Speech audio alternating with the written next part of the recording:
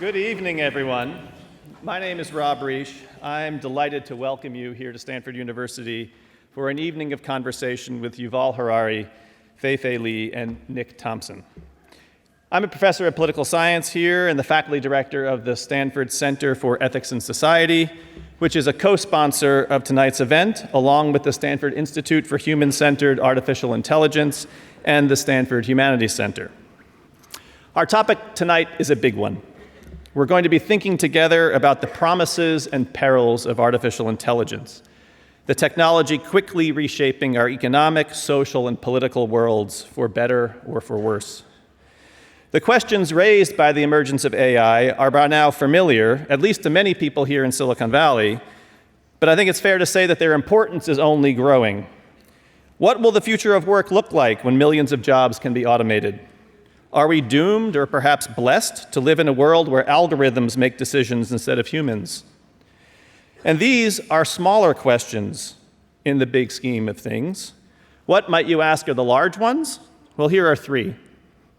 What will become of the human species if machine intelligence approaches or exceeds that of an ordinary human being? As a technology that currently relies on massive centralized pools of data, does AI favor authoritarian centralized governments over more decentralized democratic governance? And are we at the start now of an AI arms race? And what will happen if powerful systems of AI, especially when deployed for purposes like facial recognition, are in the hands of authoritarian rulers? These challenges only scratch the surface when it comes to fully wrestling with the implications of AI as the technology continues to improve and its use cases continue to multiply. I want to mention the format of the evening event. First, given the vast areas of expertise that Yuval and Fei-Fei have, when you ask questions via Slido, those questions should pertain or be limited to the topics under discussion tonight. So this web interface that we're using, Slido, allows people to upvote and downvote questions, so you can see them now if you have an internet communication device. If you don't have one, you can take one of these postcards, which hopefully you got outside, and on the back you can fill in a question you might have about the evening event and collect it at the end, and the Stanford Humanities Center will try to foster some type of conversation on the basis of those questions. A couple housekeeping things. If you didn't purchase one already, Yuval's books are available for sale outside in the lobby after the event. A reminder to please turn your cell phone ringers off. And we will have 90 minutes for our moderated conversation here, and we'll end sharp after 90 minutes. Now, I'm going to leave the stage in just a minute and allow a really amazing undergraduate student here at Stanford to introduce our guests. Her name is Anna Sophia Lesev. Let me just tell you a bit about her. She's a junior here at Stanford, majoring in economics with a minor in computer science. And outside the classroom, Anna Sophia is a journalist whose work has been featured in the Globe and Mail, Al Jazeera, the Mercury News, the Seattle Times, and this campus's paper of record, the Stanford Daily. She's currently the executive editor of the Daily, and her daily magazine article from earlier in the year, called CS plus Ethics, examined the history of computer science and ethics education at Stanford, and it won the Student Prize for Best Journalism of 2018. She continues to publish probing examinations of the ethical challenges faced by technologists here and elsewhere. So, ladies and gentlemen, I invite you to remember this name, for you'll be reading about her or reading her articles, or likely both. Please welcome Stanford junior Anna Sophia Lesev.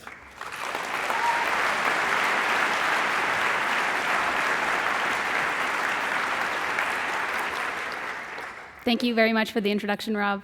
Well, it's my great honor now to introduce our three guests tonight, Yuval Noah Harari, Fei-Fei Li, and Nicholas Thompson.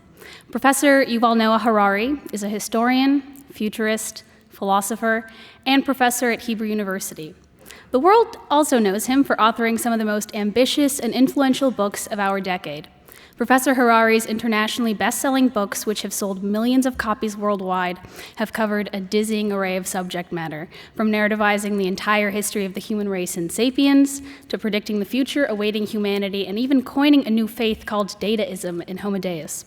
Professor Harari has become a beloved figure in Silicon Valley, whose readings are assigned in Stanford's classrooms, and whose name is whispered through the hallways of the comparative literature and computer science departments alike.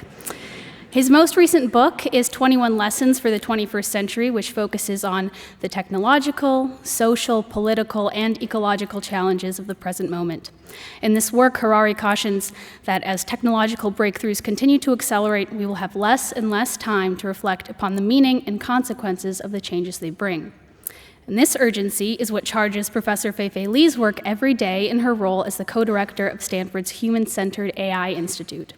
This institute is one of the first to insist that AI is not merely the domain of technologists, but a fundamentally interdisciplinary and ultimately human issue. Her fascination with the fundamental questions of human intelligence is what piqued her interest in neuroscience, as she eventually became one of the world's greatest experts in the fields of computer vision, machine learning, and cognitive and computational neuroscience. She's published over 100 scientific articles in leading journals and has had research supported by the National Science Foundation, Microsoft, and the Sloan Foundation. From 2013 to 2018, Professor Fei-Fei Li served as the director of Stanford's AI Lab, and between January 2017 and September 2018, Professor Fei-Fei Li served as vice president at Google and chief scientist of AI and machine learning at Google Cloud.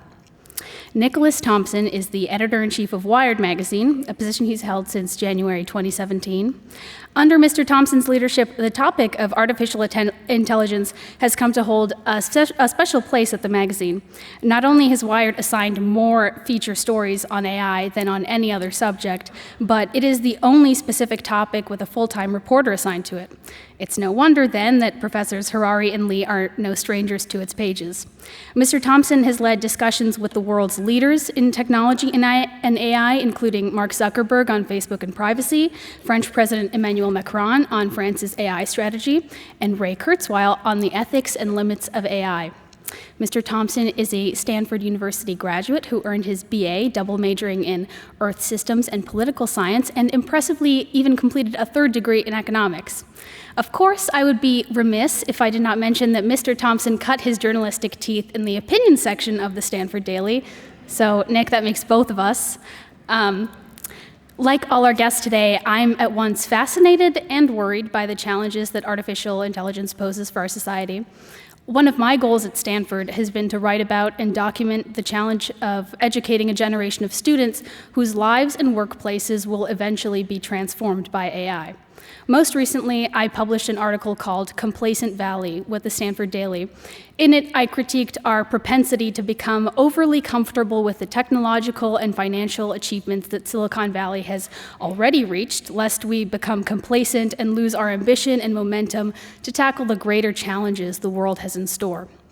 Answering the fundamental questions of what we should spend our time on, how we should live our lives, has become much more difficult, particularly on the doorstep of the AI revolution. I believe that the kind of crisis of agency that author J.D. Vance wrote of in Hillbilly Elegy, for example, is not confined to Appalachia or the deindustrialized Midwest, but is emerging even at elite institutions like Stanford. So conversations like ours this evening, hosting speakers that aim to recenter the individual at the heart of AI, will show us how to take responsibility in a moment when most decisions can seemingly be made for us by algorithms. There are no narratives to guide us through a future with AI, no ancient myths or stories that we may rely on to tell us what to do. At a time when humanity is facing its greatest challenge yet, somehow we cannot be more at a loss for ideas or direction. It's this momentous crossroads in human history that pulls me towards journalism and writing in the future, and it's why I'm so eager to hear our three guests discuss exactly such a future tonight. So please give me join me in giving them a very warm welcome this evening.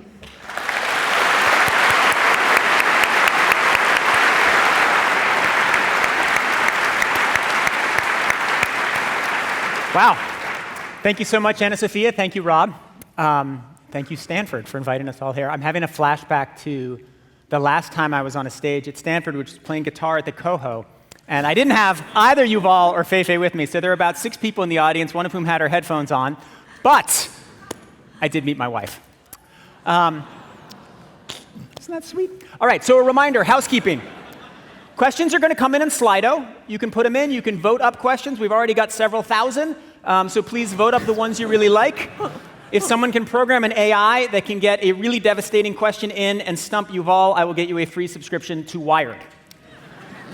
I want this conversation to kind of have three parts. First, lay out where we are. Then, talk about some of the choices we have to make now. And last, talk about some advice for all the wonderful people in the halls. So, those are the three general areas. I'll feed in questions as we go. We may have a specific period for questions at the end, but let's get cracking. Yuval. Yep. So the last time we talked, you said many, many brilliant things, but one that stuck out was a line where you said, we are not just in a technological crisis, we are in a philosophical crisis. So, explain what you meant, explain how it ties to AI, and let's get going with a note of existential angst.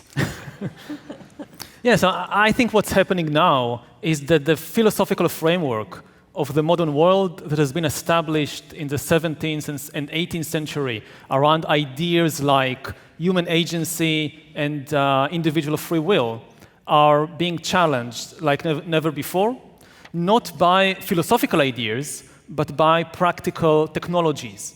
And we see more and more questions which used to be the bread and butter of the philosophy department being moved to the engineering department.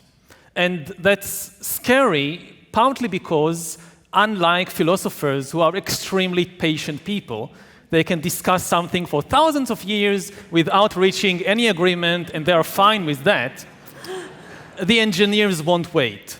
And even if the engineers are willing to wait, the investors behind the engineers won't wait.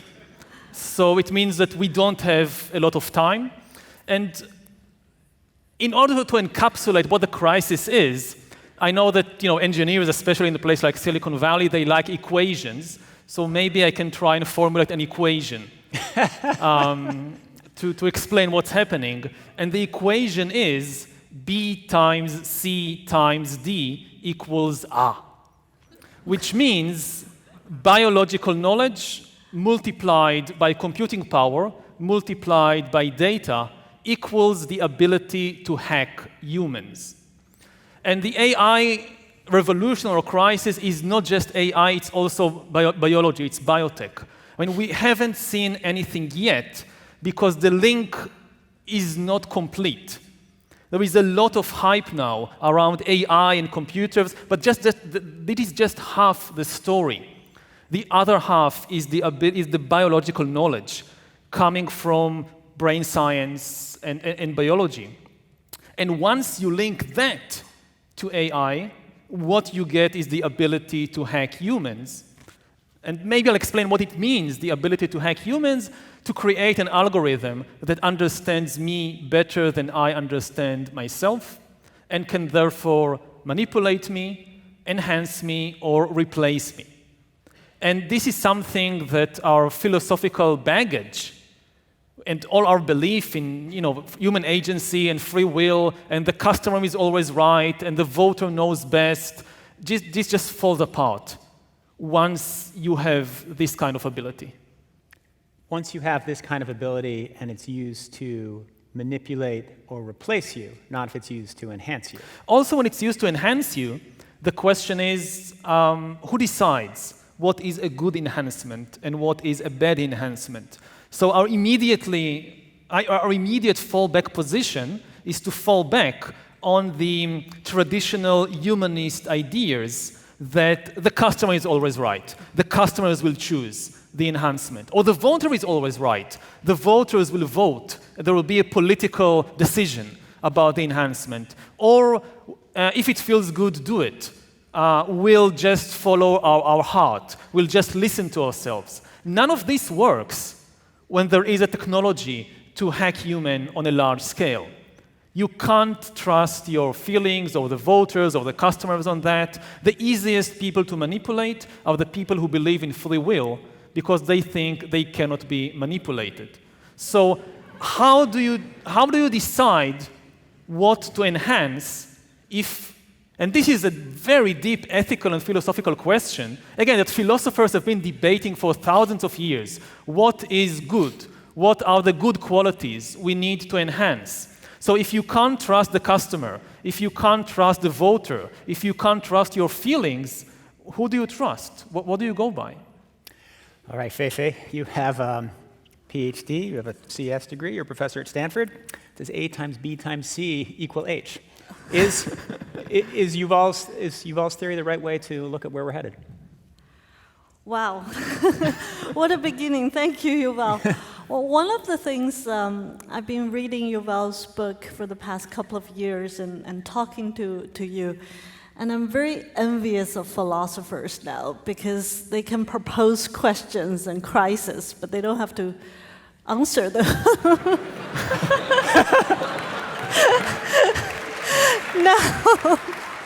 Now, as an engineer and scientist, I feel like we have to now solve the crisis. So honestly, I think I'm very thankful. I mean, personally, I've been reading your book for 2 years, and I'm very thankful that Yuval, among other people, but have opened up this really important question for us. And it's also quite a, when you said the AI crisis, and I was sitting there thinking, this is a field I loved and felt passionate about and researched for 20 years. And that was just a scientific curiosity of a young scientist entering PhD in AI. What happened that 20 years later it has become a crisis? And it actually speaks of the evolution of AI that got me where I am today and got my colleagues at Stanford where we are today with the human-centered AI, is that this is a transformative technology. It's a nascent technology. It's still a budding science compared to physics, chemistry, biology. But with the power of data, computing, and the kind of diverse impact AI is making, it is, like you said, is touching human lives and business in broad and deep ways. And responding to that kind of questions and crises that's facing humanity, I think one of the proposed solution, or if not solution, at least a try that Stanford is making an effort about is, can we reframe the education, the research, and the dialogue of AI and technology in general in a human-centered way? We're not necessarily going to find solution today, but can we involve the humanists, the philosophers, the historians, the political scientists, the economists, the ethicists, the legal scholars, the neuroscientists, the psychologists, and many more other disciplines into the study and development of AI in the next chapter, in the next phase? Don't be so certain we're not going to get an answer today. I've got two of the smartest people in the world glued to their chairs, and I've got Slido for 72 minutes, so let's give it a shot. But he said we have thousands of years. but let me go a little bit further in Yuval's question. So there are lots, or Yuval's opening statement, there are a lot of crises about AI that people talk about, right? They talk about AI becoming conscious, and what will that mean? They talk about job displacement. They talk about biases. And Yuval has very clearly laid out what he thinks is the most important one, which is the combination of biology plus computing plus data leading to hacking. So he's laid out a very specific concern. Is that specific concern what people who are thinking about AI should be focused on? So, absolutely. So, alien technology humanity has created, starting from fire, is a double-edged sword. So, it can bring improvements to life and to work and to society, but it can bring the perils. And AI has the perils. You know, I wake up every day worry about the diversity, inclusion issue in AI. We worry about fairness or the lack of fairness, privacy, the labor market. So absolutely, we need to be concerned, and because of that, we need to expand the study, the research, and the development of policies and the dialogue of AI beyond just the the codes and the products into these human realms, into these societal issues. So I absolutely agree with you on that, that this is the moment to open the dialogue, to open the research in those issues. Okay. Even though I would just say that, again, part of my fear is the dialogue. I don't fear AI experts talking with philosophers. I'm fine with that. Historians, good. Literary critics, wonderful. I fear the moment you start talking with biologists. That's my biggest fear. When you and the biologists realize, hey, we actually have a common language, and we can do things together, and that's when the really scary things, I think, will begin. Can you elaborate on what is scaring you, that we talk to biologists? That's the moment when you can really hack human beings, not by collecting data about our search words or our purchasing habits or where do we go about town, but you can actually start peering inside and collect data directly from our hearts and from our brains. Okay, can I be specific? First of all, the birth of AI is AI scientists talking to biologists, specifically neuroscientists, right? The birth of AI is very much inspired by what the brain does. Fast forward to 60 years later, today's AI is making great improvement in healthcare. There's a lot of data from our physiology and pathology being collected and using machine learning to help us. But I feel like you're talking about something else. No, that's part of it. I mean, if there wasn't a great promise in the technology, there would also be no danger because nobody would go along that path. I mean, obviously, there are enormously beneficial things that AI can do for us, especially when it is linked with biology. We are about to get the best healthcare in the world, in history, and the cheapest, and available for billions of people via their smartphones, which today they have almost nothing. And this is why it is almost impossible to resist the temptation. And with all the issue, of privacy, if you have a big battle between privacy and health, health is likely to win hands down. So I fully agree with that. And my job as a historian, as a philosopher, as a social critic, is to point out the dangers in that. Because, especially in Silicon Valley, people are very much familiar with the advantages, but they don't like to think so much about the dangers. And again, the big danger is what happens when you can hack the brain, and that can serve not just your healthcare provider, that can serve so many things from a crazy dictator to... Yeah. Let's focus on that, what it means to hack the brain. Like right now, in some ways, my brain is hacked, right? There's an allure of this device. It wants me to check it constantly. Like, my brain has been a little bit hacked. Yours hasn't because you meditate 2 hours a day, but mine has, and probably most of these people have. But what exactly is the future brain hacking going to be that it isn't today? Much more of the same, but on a much larger scale. I mean, the point when, for example, more and more of your personal decisions in life are being outsourced to an algorithm that is just so much better than you.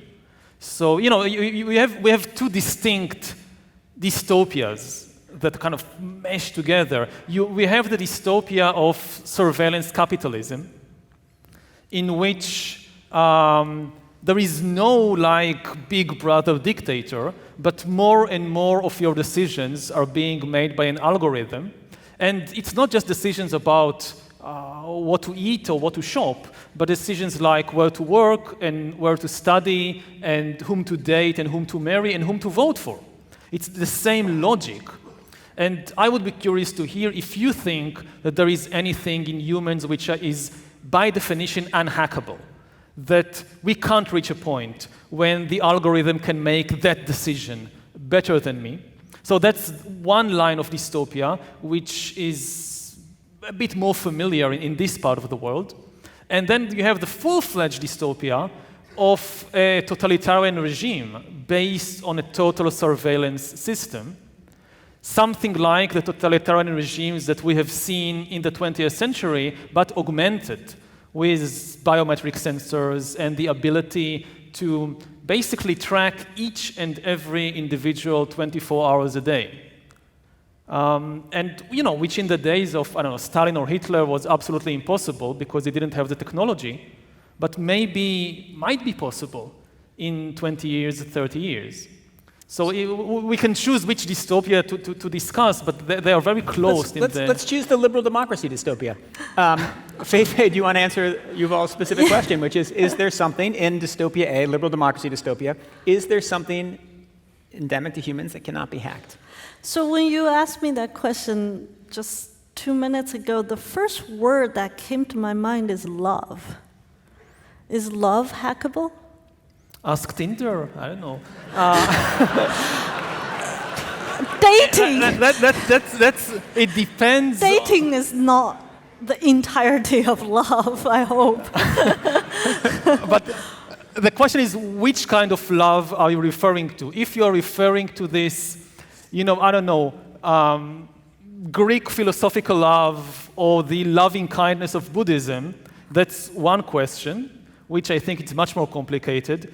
If you are referring to the biological mammalian courtship rituals, and then I think, yes, I mean, why not? But why is it different from anything else that is happening in the body? But humans are humans because there's some part of us that are beyond the mammalian courtship, right?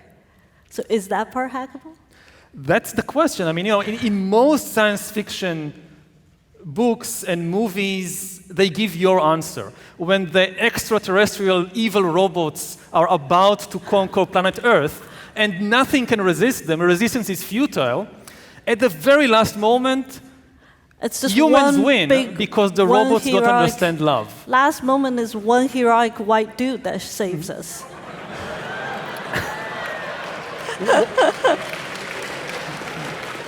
Why we do this? No, it was a joke. Don't worry.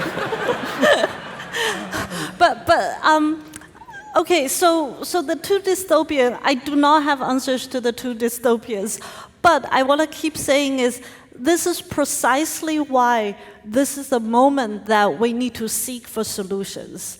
This is precisely why this is the moment that we believe the new chapter of AI needs to be written by cross-pollinating efforts from humanists, social scientists, to business leaders, to civil society, to governments, to come at the same table to have that multilateral and cooperative conversation. I think you really bring out the urgency and the importance and the scale of this potential crisis. But I think in the face of that, we need to act. Yeah, and I agree that we need cooperation, that we need much closer cooperation between engineers and philosophers, or engineers and historians. And also from a philosophical perspective, I think there is something wonderful about engineers, philosophically. Thank you. That they really cut the bullshit. I mean, philosophers can talk and talk, in cloudy and flowery metaphors, and then the engineers can really focus the question. Like I just had a discussion the other day with an engineer from Google about this, and that he said, okay, I know how to maximize people's time on the website. If somebody comes to me and tells me, look, your job is to maximize time on this application, I know how to do it because I know how to measure it. But if somebody comes along and tells me, well, you need to maximize human flourishing, or you need to maximize universal love, I don't know what it means. So the engineers go back to the philosophers and ask them, what do you actually mean? Which, a lot of philosophical theories collapse around that because they can't really explain what, and we need this kind of collaboration in order to move forward. Wait, but then Yuval, is Fei-Fei right? If we can't explain and we can't code love, can artificial intelligence ever recreate it, or is it something intrinsic to humans that the machines will never emulate? I don't think that machines will feel love, but you don't necessarily need to feel it in order to be able to hack it, to monitor it, to predict it, to manipulate it. So you I mean, think machines don't like to play Candy Crush, but you think but that they can still... This device, in some future where it's infinitely more powerful than it is right now, could make me fall in love with somebody in the audience. That goes to the question of consciousness and mind. I go don't there. think that we have the understanding of what consciousness is to answer the question whether a non-organic consciousness is possible or is not possible. I think we just don't know. But again, the bar for hacking humans is much lower. The machines don't need to have consciousness of their own in order to predict our choices and manipulate our choices. They just need to, I mean, if you accept that something like love is, in the end, a biological process in the body, if you think that AI can provide us with wonderful healthcare by being able to monitor and predict something like the flu or something like cancer, what's the essential difference between flu and love? In the sense of is this biological and this is something else, which is so separated from the biological reality of the body that even if we have a machine that's capable of monitoring and predicting flu, it still lacks something essential in order to do the same thing with love. Fei-Fei? So I want to make two comments, and this is where my engineering personality is speaking.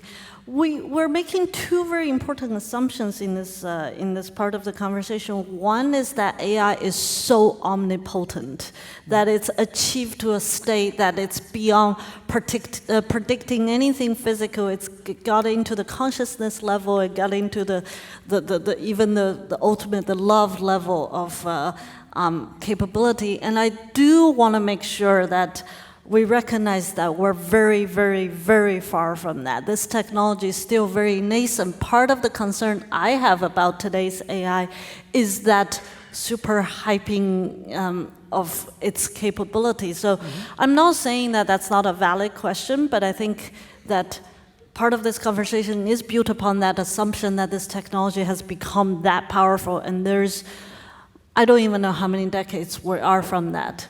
Second related assumption I feel our conversation is being based on is that we're talking about a world or state of the world that only that powerful AI exists, or that small group of people who have produced the powerful AI and is intended to hack human are existing. But in fact, our human society is so complex. There's so many of us, right? I mean, humanity in its history have faced so many technology. If we left it in the hands of a bad player alone, without any regulation, multinational collaboration, rules, laws, moral codes, that technology could have maybe not hack human, but destroy human or hurt human in massive ways. It has happened, but by and large, our society in a historical view is moving to a more civilized and controlled state.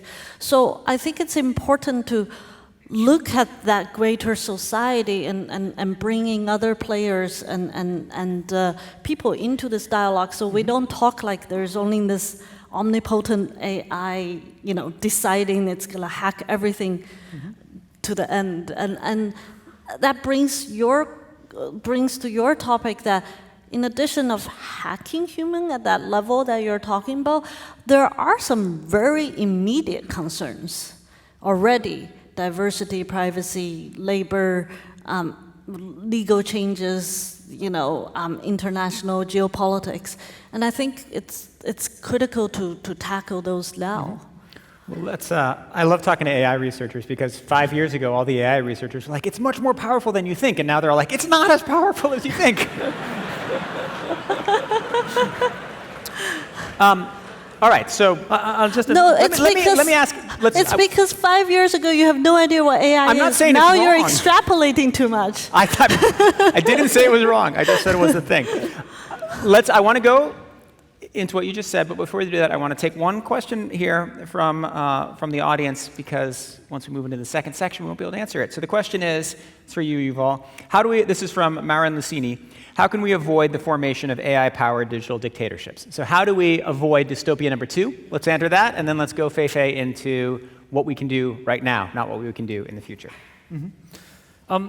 The key issue is how to regulate the ownership of data, because we won't stop research in biology, and we won't stop research in computer science and AI. So from the 3 components of biological knowledge, computing power, and data, I think data is the easiest, and it's also very difficult, but still the easiest kind of to regulate or to protect, place some protections there.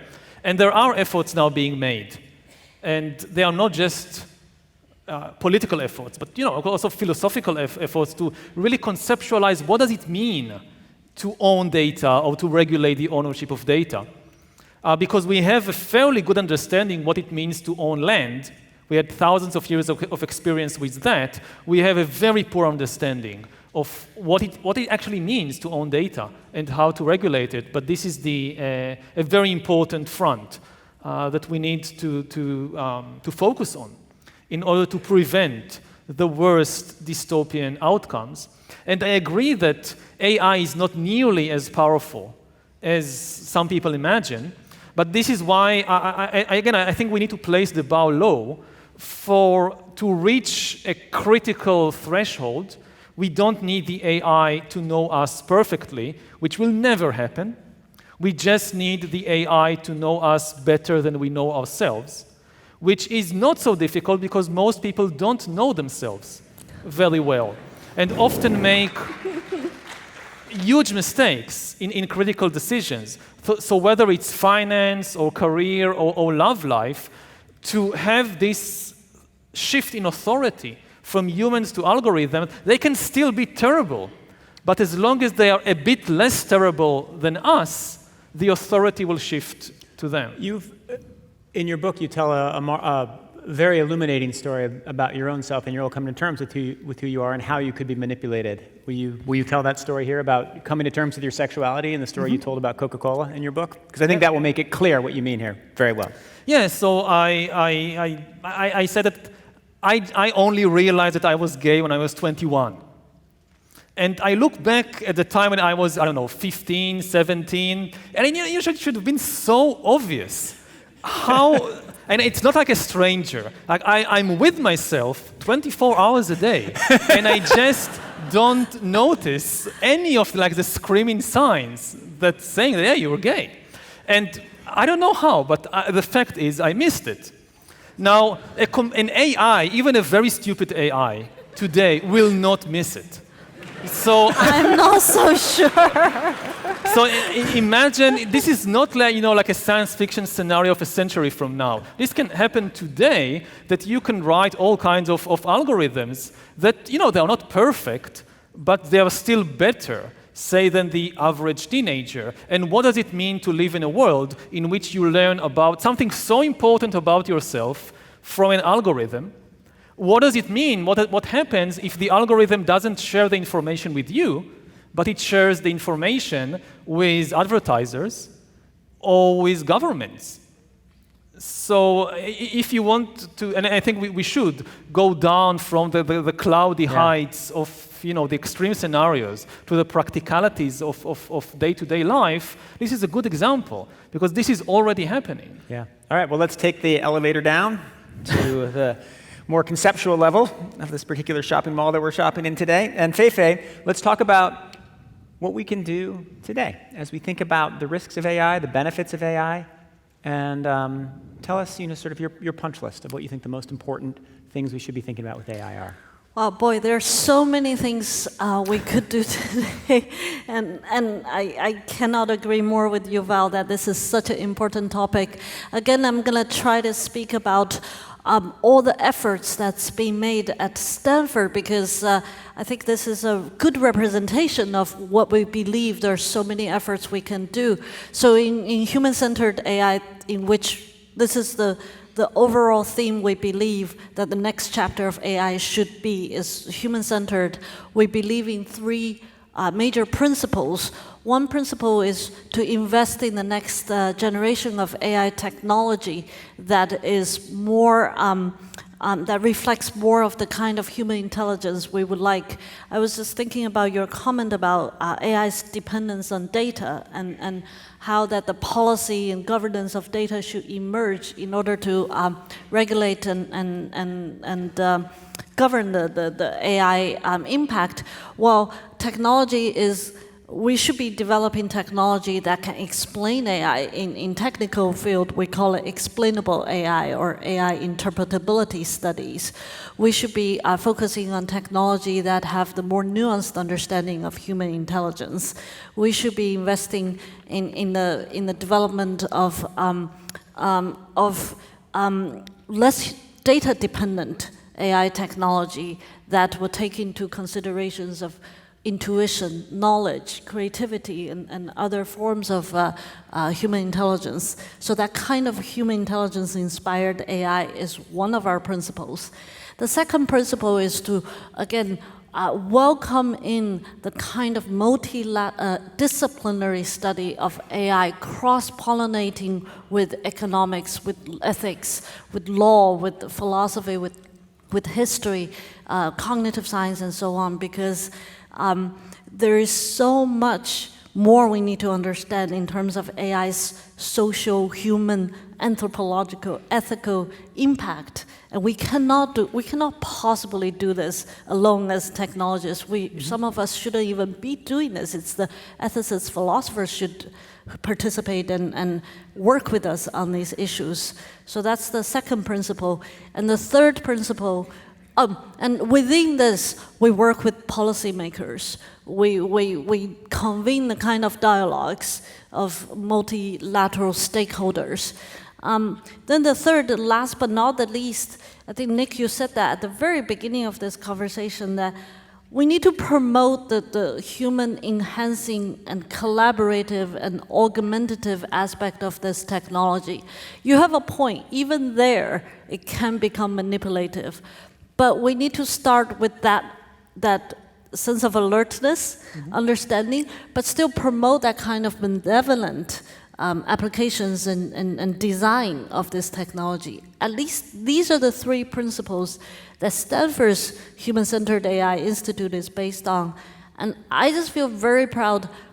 Within a short few months of the birth of this institute, there are more than 200 faculty involved on this campus in this kind of research dialogue, study, education, and that number is still growing.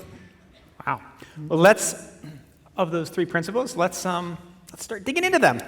So let's go to number one, explainability, because this is a really interesting debate in artificial intelligence. So there are some practitioners who say you should have algorithms that can explain what they did and the choices they made, which sounds eminently sensible.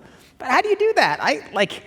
I make all kinds of decisions that I can't entirely explain, like why did I hire this person, not that person? And I can tell a story about why I did it, but I don't know for sure. Like, we don't know ourselves well enough to always be able to truthfully and fully explain what we did. How can we expect a computer using AI to do that? And if we demand that here in the West, then there are other parts of the world that don't demand that who may be able to move faster. So why don't I ask you the first part of that question, Yuval, the second part of that question. So the first part is, can we actually get explainability if it's super hard even within ourselves? Well, it's pretty hard for me to multiply 2 digits, but computers can do that. Yeah. So the fact that something is hard for humans doesn't mean we shouldn't try to get the machines to do it, especially after all these algorithms are based on very simple mathematical logic. Granted, we're dealing with neural networks these days of millions of nodes and billions of connections, so explainability is actually tough. It's an ongoing research. But I think this is such a fertile ground, and it's so critical when it comes to healthcare decisions, financial decisions, legal decisions. There's so many scenarios where this technology can be potentially positively useful, but with that kind of explainable capability. So we've got to try it. And I'm pretty confident with a lot of smart minds out there, this is a crackable thing. And Got on 200 top of professors that, on it. Right, not all of them doing AI algorithms. On top of that, I think you have a point that if we have technology that can explain the decision-making process of algorithms, it makes it harder for it to manipulate and cheat. Right? It's a technical solution, not the entirety of the solution, that will contribute to the clarification of what this technology is doing. But because presumably the AI makes decision in a radically different way than humans, then even if the AI explains its logic, the fear is it will make absolutely no sense to most humans.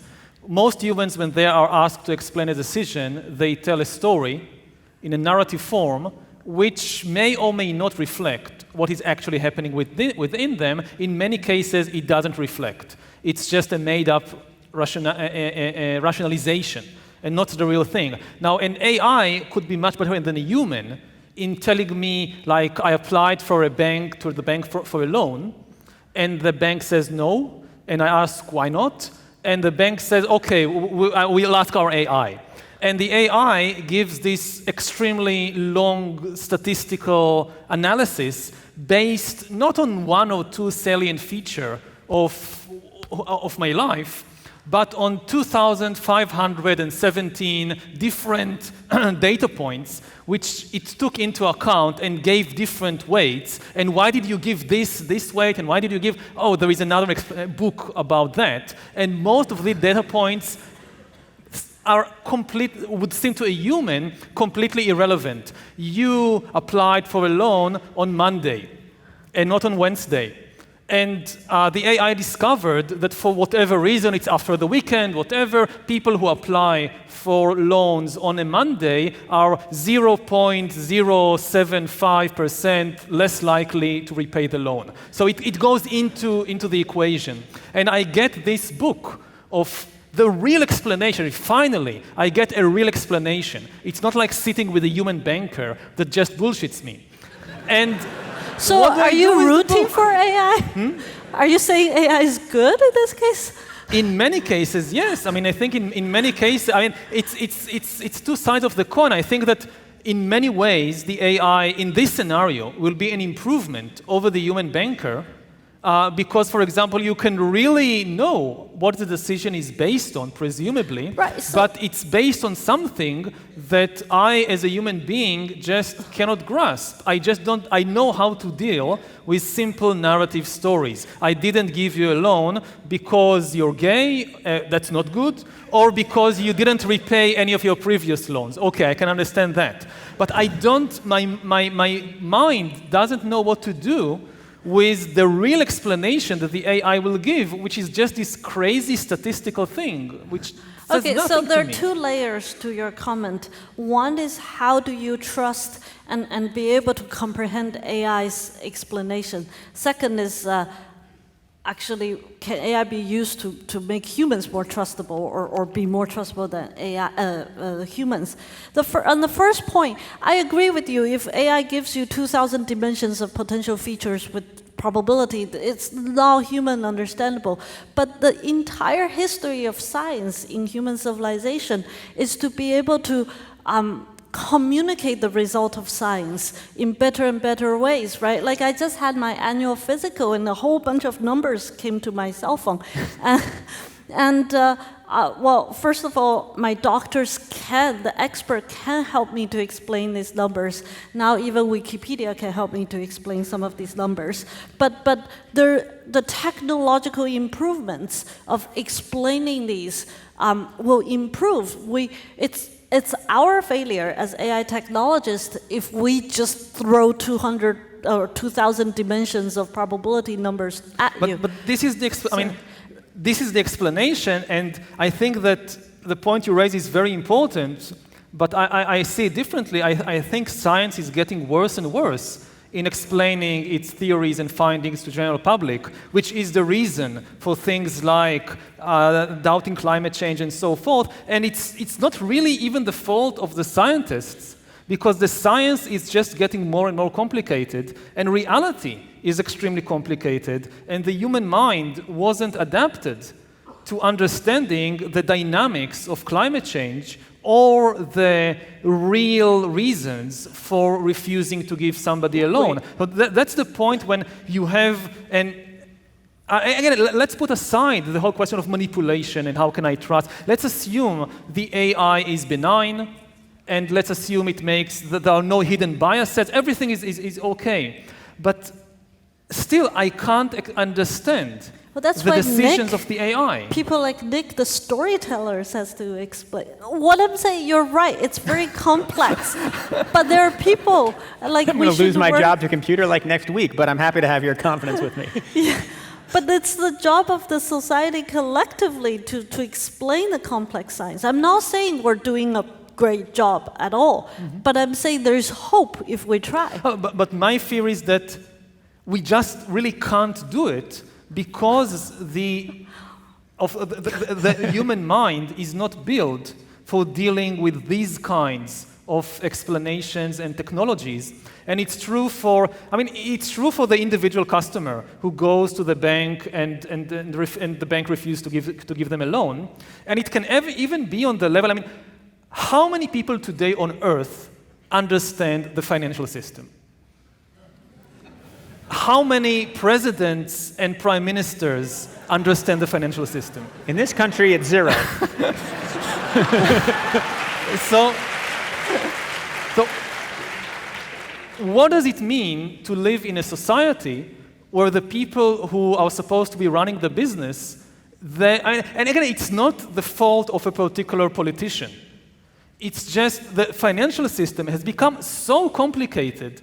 And I don't think that economists are trying on purpose to hide something for the general public. It's just extremely complicated. You had some of the wisest people in the world going to the finance industry and creating these enormously complex models and tools, which objectively you just can't explain it to most people unless, first of all, they study economics and mathematics for 10 years or whatever. So I think this is a real crisis. Well, and this is, again, this is part of the philosophical crisis we started with, and the undermining of human agency that's part of what's happening. That we have these extremely intelligent tools that are able to make perhaps better decisions about our healthcare, about our financial system, but we can't understand what they are doing and why they are doing it. And this undermines our autonomy and our authority. And we don't know as a society how to deal with that. Well, ideally, Fei-Fei's Institute will help that.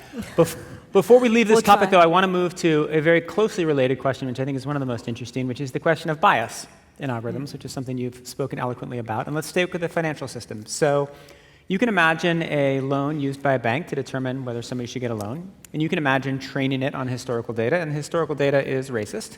And we don't want that. So let's figure out how to make sure the data isn't racist and that it gives loans to people regardless of race. I think we probably everybody in this room agrees that that is a good outcome. But let's say that analyzing the historical data suggests that women are more likely to repay their loans than men. Do we strip that out, or do we allow that to stay in? If you allow it to stay in, you get a slightly more efficient financial system. If you strip it out, you have a little more equality between men and women. How do you make decisions about what biases you want to strip and which ones are okay to keep? Yeah, that's an excellent question, Nick. I'm not going to have the answers personally, but I think you touched on a really important question. Is first of all, machine learning system bias is a real thing. Like you said, it starts with data. It probably starts with the very moment we're collecting data and the type of data we're collecting, all the way through the whole pipeline, and then all the way to the application. But biases come in very complex ways. At Stanford, we have machine learning scientists studying the technical solutions of bias, like debiasing data or normalizing certain decision making. But we also have humanists debating about what is bias, what is fairness, when is bias good, when is bias bad. So I think you just opened up a perfect topic for research and debate and conversation in this topic. And I also want to point out that you already used a very closely related example. Machine learning algorithm has a potential to actually expose bias, right? Like one of my favorite study was a paper a couple of years ago analyzing Hollywood movies and using machine learning face recognition algorithm, which is a very controversial technology these days, to recognize Hollywood systematically gives more screen time to male actors than female actors. That's no human being can sit there and count all the frames of faces and gender bias. And this is a perfect example of using machine learning to expose bias. So in general, there's a rich set of issues we should study. And again, bring the humanists, bring the ethicists, bring the legal scholars, bring the gender study experts. Agreed, though. Standing up for humans, I knew Hollywood was sexist even before that paper. But yes, agreed. You're a smart human. Yuval, on that question of the loans, do you strip out the racist data? Do you strip out the gender data? What biases do you get rid of? What biases do you not? I don't think there is a one-size-fits-all. I mean, it's a question. We need this day-to-day collaboration between engineers and ethicists and psychologists and political scientists. But not biologists, right? But not biologists. And increasingly also biologists. And, and it goes back also to the question, what should we do? So we should teach ethics to coders as part of their curriculum. That the people today in the world that most need a background in ethics is the people in the computer science departments. So it should be an integral part of the curriculum. And it's also in the big corporations which are designing these tools, there should be embedded within the teams people with background in things like ethics, like politics, that they always think in terms of what biases might we inadvertently be building into our system? What could be the cultural or political implications of what we are building? It shouldn't be a kind of afterthought that you create this neat technical gadget, it goes into the world, something bad happens, and then you start thinking, oh, we didn't see this one coming, what do we do now? From the very beginning, it should be clear that this is part of the process. Yep. I do want to give a shout out to Rob Reich, who just introduced this whole event. He and my colleagues, Mehrang Sahami and a few other Stanford professors have opened this course called Ethics Computation, and sorry, Rob, I'm abusing the title of your course, but this is exactly the kind of classes. It's, I think this quarter the offering has more than 300 students signed up to that. Fantastic. The course, I wish the course had existed when I was a student here. Let me ask an excellent question from the audience that ties into this. This is from Eugene Lee. How do you reconcile the inherent trade-offs between explainability and efficacy and accuracy of algorithms? Great question. This question seems to be assuming if you can explain it, you're less good or less accurate. Well, you can imagine that if you require explainability, you lose some level of efficiency. You're adding a little bit of complexity to the algorithm. So, okay, first of all, I don't necessarily believe in that. There's no mathematical logic to this assumption. Mm-hmm. Second, let's assume there is a possibility that an explainable algorithm suffers efficiency. I think this is a societal decision we have to make. When we put the seatbelt in our car driving, that's a little bit of an efficiency loss because I have to do that seatbelt movement instead of just hopping and drive. But as a society, we decided we can afford that loss of efficiency because we care more about human safety. So I think AI is the same kind of technology. As we make these kind of decisions going forward in our solutions, in our products, we have to balance human well-being and societal well-being with efficiency. So Yuval, let me ask you the global consequences of this. Is something that a number of people have asked about in different ways, and we've touched on, but we haven't hit head on. There are two countries. Imagine you have country A and you have country B. Country A says, all of you AI engineers, you have to make it explainable. You have to take ethics classes. You have to really think about the consequences of what you're doing. You got to have dinner with biologists. You have to think about love, and you have to read, John Locke. That's Group A. Group B, country says, just go build some stuff, right? These two countries at some point are going to come in conflict, and I'm going to guess that country B's technology might be ahead of country A's. Is that a concern? Yeah, that's always the concern with arms races, which become a race to the bottom in the name of efficiency and domination. And we are what is extremely problematic or dangerous about the situation now with AI is that more and more countries are waking up to the realization that this could be the technology of domination in the 21st century. So you're not talking about just any economic competition between the different textile industries, or even between different oil industries. Like one country decides we don't care about the environment at all, we'll just go full gas ahead, and the other country is much more environmentally aware. The situation with AI is potentially much worse, because it could be really the technology of domination in the 21st century, and those left behind could be dominated, exploited, conquered by those who forge ahead. So nobody wants to stay behind. And I think the only way to prevent this kind of catastrophic arms race to the bottom is greater global cooperation around AI. Now, this sounds utopian because we are now moving in exactly the opposite direction of more and more rivalry and competition. But this is part of, I think, of our job, like with the nuclear arms race, to make people in different countries realize that this is an arms race that whoever wins, humanity loses. And it's the same with AI. If AI becomes an arms race, then this is extremely bad news for all humans. And it's easy for, say, people in the US to say, we are the good guys in this race, you should be cheering for us. But this is becoming more and more difficult in a situation when the motto of the day is America first.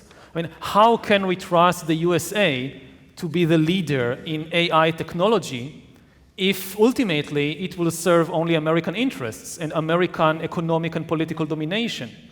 So it's really, I think most people, when they think arms race in AI, they think USA versus China.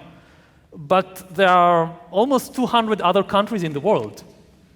And most of them are far, far behind. And when they look at what is happening, they are increasingly terrified, and for a very good reason. The historical example you've made is a little unsettling. If I heard your answer correctly, it's that we need global cooperation, and if we don't, we're going to lead to an arms race. In the actual nuclear arms race, we tried for global cooperation from, roughly 1945 to 1950, and then we gave up. And then we said, we're going full throttle in the United States, and then why did the Cold War end the way it did? Who knows, but one argument would be that the United States, buildup and its relentless buildup of nuclear weapons helped to keep the peace until the Soviet Union collapsed. So if that is the parallel, then what might happen here is we'll try for global cooperation in 2019, 2020, 2021, and then we'll be off in an arms race. A, is that likely? And B, if it is, would you say, well, then the US needs to really move full throttle on AI because it would be better for the liberal democracies to have artificial intelligence than totalitarian states? Well, I'm afraid it is very likely that cooperation will break down and we will find ourselves in an extreme version of an arms race. And in a way,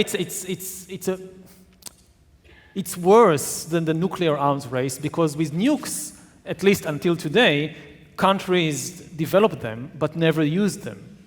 AI will be used all the time. It's not something you have on the shelf for some doomsday war. It will be used all the time to create potentially total surveillance regimes and extreme totalitarian systems in one way or the other.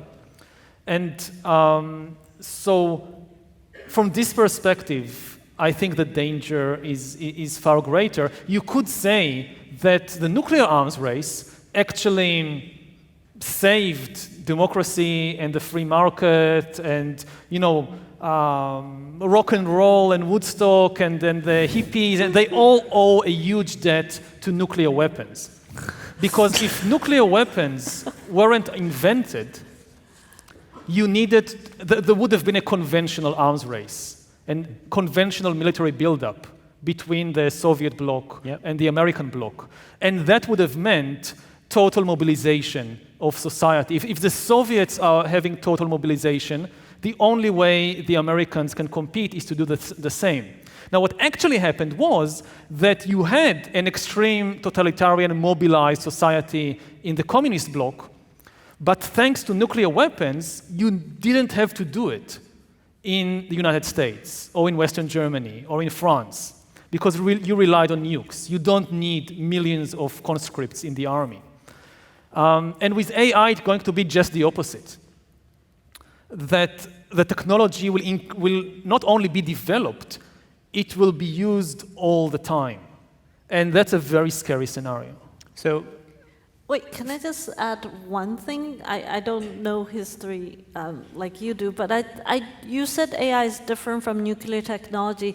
I do want to point out it is very different because at the same time as you're talking about these more scarier situations, this technology has a wide international scientific collaboration basis that is being used to make transportation better, is to improve healthcare, to improve education.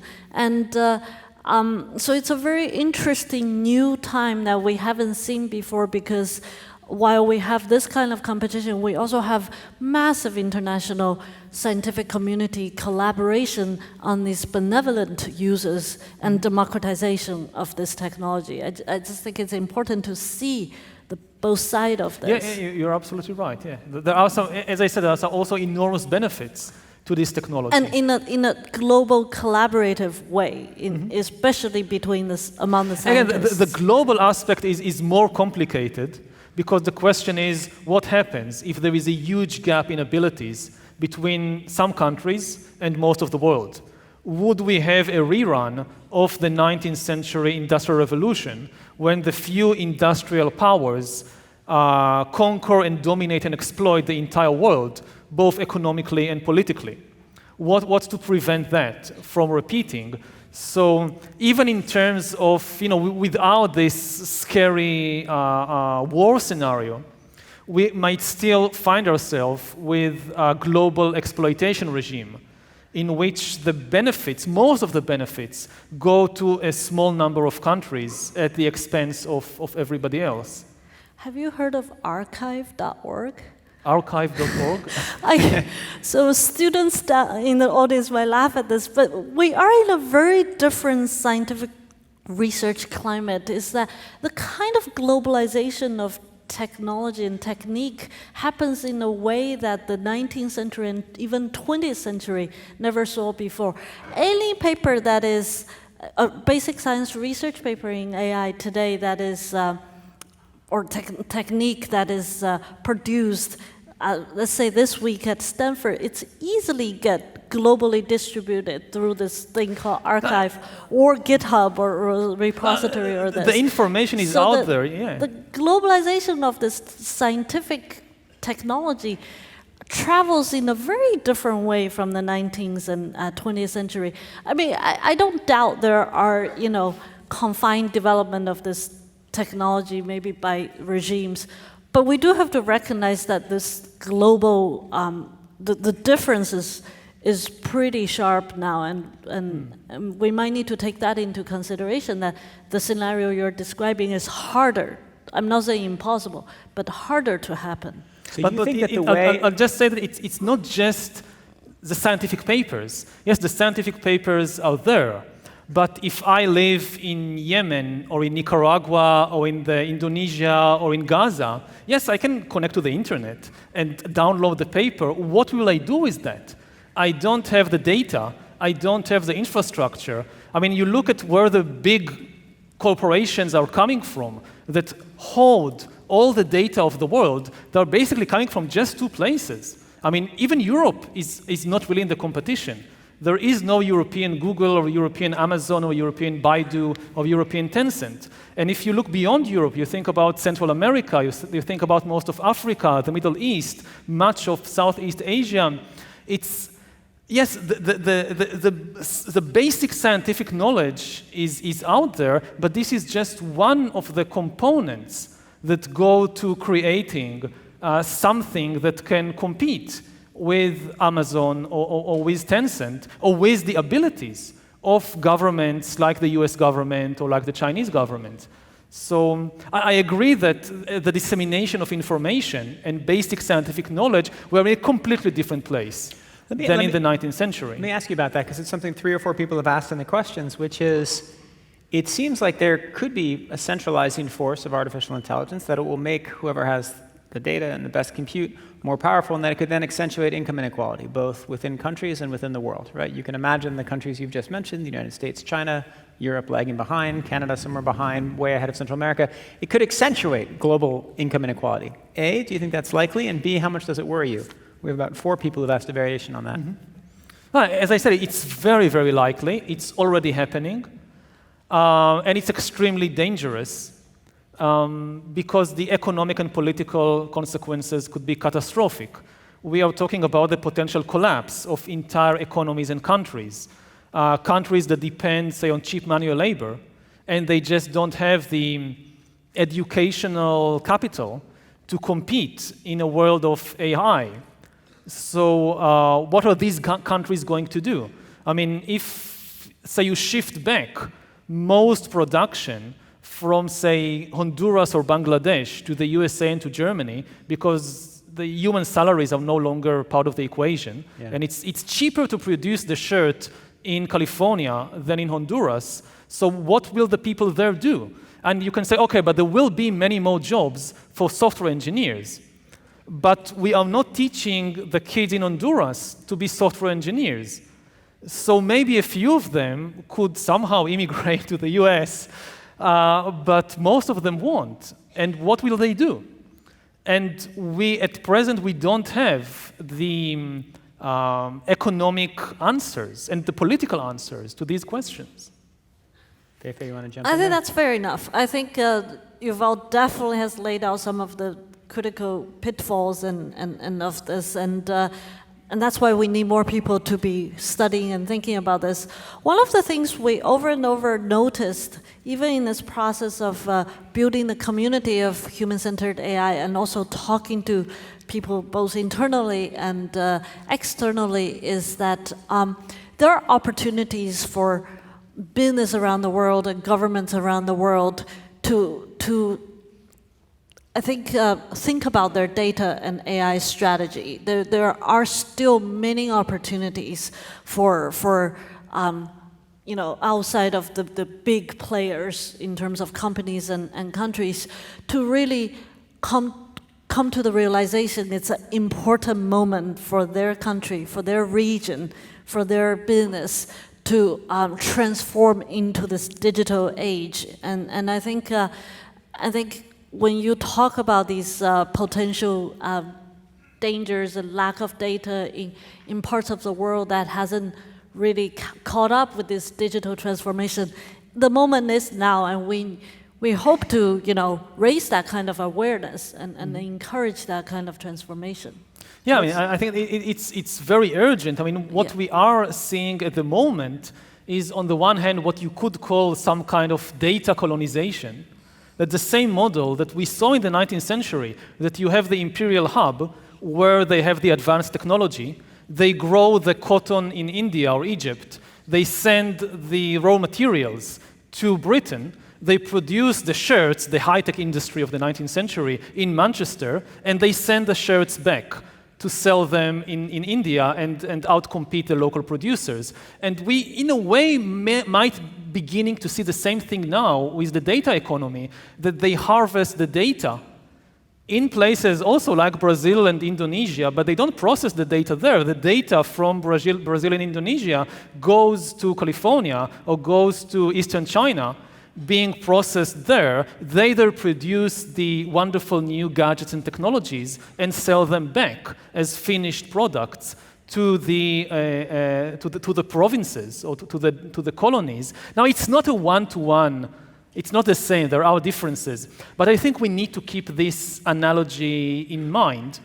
And another thing that maybe we need to keep in mind in this respect, I think, is the re-emergence of stone walls. That I'm kind of, originally my specialty was medieval military history. This is how I began my academic career, with the Crusades and castles and knights and so forth. And now I'm doing all these cyborgs and AI stuff. But suddenly, there is something that I know from back then. The walls are coming back. And I try to what's happening here? We have virtual realities, we have 3G, AI, and suddenly the hottest political issue is building a stone wall. Like the most low-tech thing you can imagine.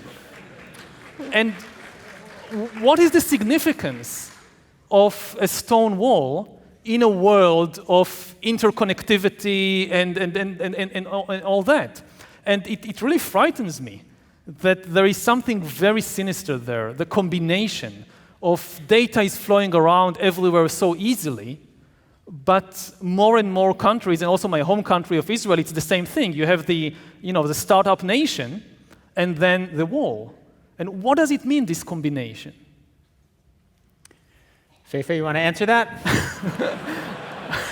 Maybe we can look at the next question. You know what? Let's go to the next question, which is tied to that. And the next question is, you have the people here at Stanford who will help be building these companies, who will either be furthering the process of data colonization or reversing it, or who will be building, the efforts to create a virtual wall, a world based on artificial intelligence, are being created, or funded at least, by a Stanford graduate. So you have all these students here in the room. How do you want them to be thinking about artificial intelligence, and what do you want them to learn? Let's spend the last 10 minutes of this conversation talking about what everybody here should be doing. So if you're a computer science or engineering student, take Rob's class. If you're a humanist, take my class. And all of you read Yuval's books. Are his books on your syllabus? Not on mine, sorry. I teach hardcore deep learning. His book doesn't have equations. I don't know, B plus C plus D equals H.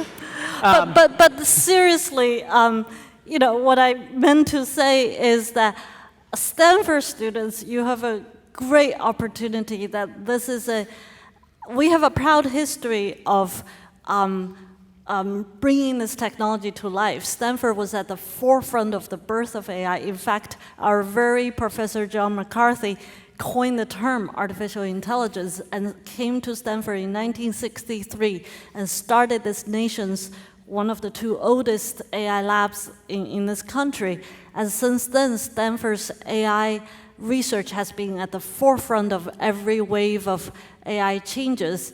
And this 2019, we're also at the forefront of starting the human-centered AI revolution, or the new writing of the new AI chapter. And we did all this for the past 60 years for you guys, for the people who come through the door and who will graduate and become practitioners, leaders, and part of the civil society. And that's really what the bottom line is about. Human-centered AI needs to be written by the next generation of technologists who have taken classes like Rob's class to think about the ethical implications, the human well-being. And it's also going to be written by those potential future policymakers who came out of Stanford's humanities studies and business school, who are versed in the details of the technology, who understand the implications of this technology, and who has the capability to communicate with the technologists. That is, no matter how we agree and disagree, that's the bottom line, is that we need this kind of multilingual leaders and thinkers and practitioners. And that is what Stanford's Human-Centered AI Institute is about. Yuval, how do you want to answer that question? Well, on the individual level, I think it's important for every individual, whether in Stanford, whether an engineer or not, to get to know yourself better, because you're now in a competition. I mean, it's the oldest advice in the book in philosophy is know yourself. We've heard it from Socrates, from Confucius, from Buddha. Get to know yourself. But there is a difference, which is that now you have competition. In the day of Socrates or Buddha, if you didn't make the effort, so you missed on enlightenment. But still, the king wasn't competing with you. They didn't have the technology. Now you have competition. You're competing against these giant corporations and governments. If they get to know you better than you know yourself, the game is over. So you need to buy yourself some time, and the first way to buy yourself some time is to get to know yourself better, and then they have more ground to cover. For engineers and students, I would say, I'll focus on engineers maybe. The two things that I would like to see coming out from the laboratories and the engineering departments is first tools that inherently work better in a decentralized system than in a centralized system. I don't know how to do it, but if you, I hope this is something that engineers can work with. I heard that blockchain is like the big promise in that area. I don't know.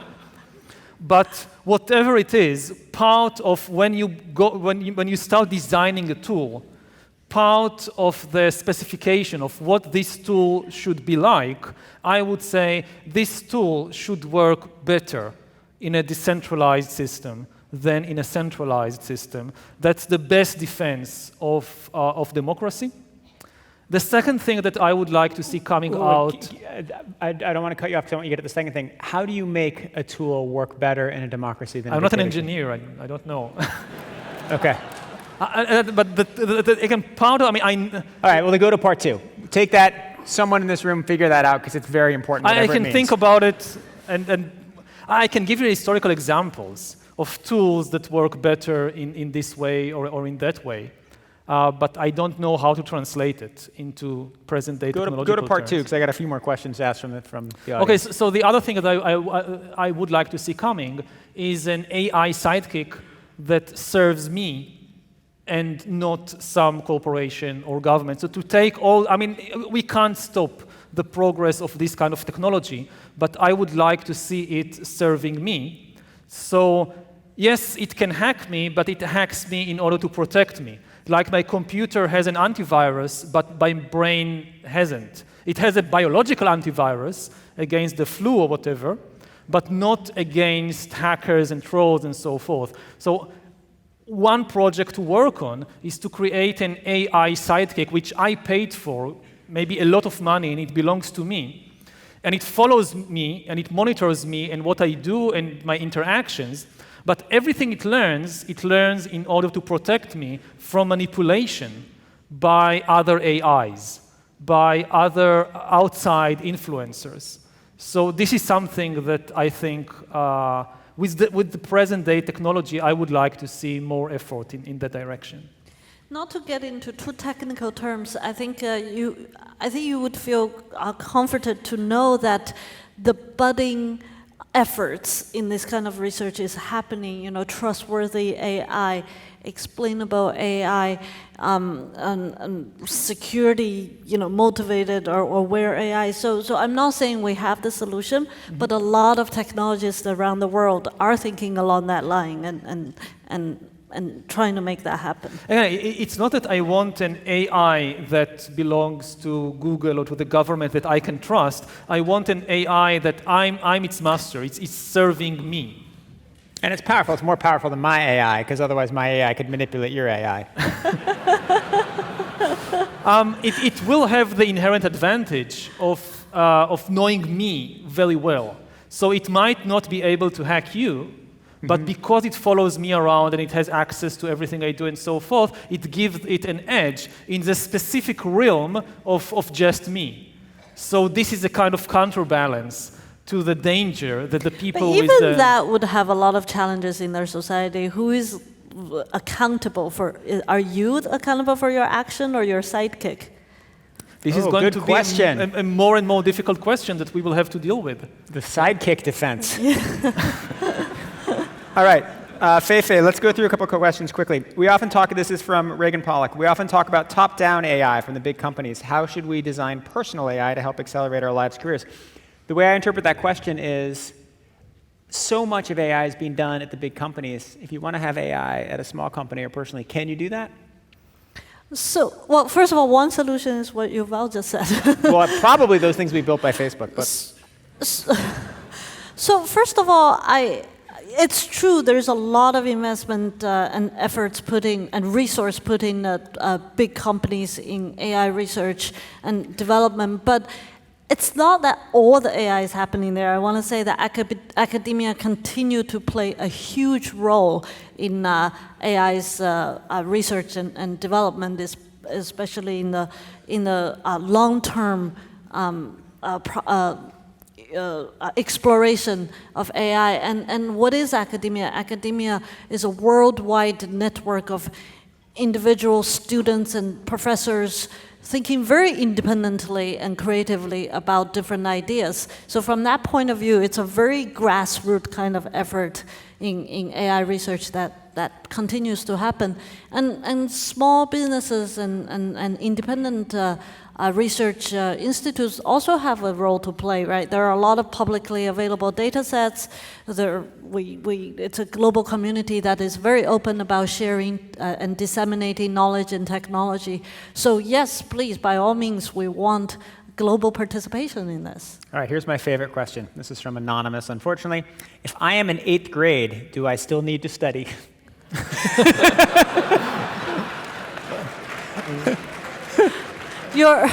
As a mom, I will tell you yes. Go back to your homework. All right, Fei-Fei, what do you want Yuval's next book to be about? Wow, I didn't know this. I need to think about that. All right, well, while you think about that, Yuval, what area of machine learning do you want Fei-Fei to pursue next? The Sidekick project.